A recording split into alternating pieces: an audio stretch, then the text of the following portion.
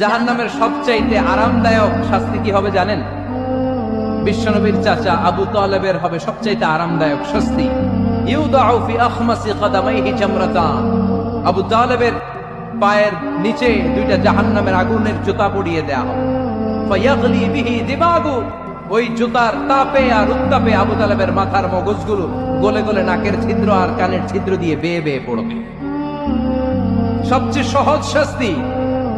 জাহান্নামের বিভিন্ন জায়গায় বিভিন্ন ধরনের শাস্তি শুরু হয়ে যাবে। পিটিয়ে পিটিয়ে দেহটারে থেতলে ফেলা হবে, ভয়ঙ্কর ধরনের শাস্তি দেয়া হবে। যারা পর্নোগ্রাফি দেখে নিজের চোখটারে শেষ করেছে, জাহান্নামের আগুনের খুন্তি দিয়ে চোখগুলারে ছিদ্র করা হবে। পর্নোগ্রাফির সমস্যা আমাদের আছে না নাই? কথা বলেন। যারা সুইসাইড করেছে, আত্মহত্যা করেছে, বিশ্বনবী বললেন মান কাতালা নাফসাহু বিশাইইন উযযিবা বিহি ইয়াউমাল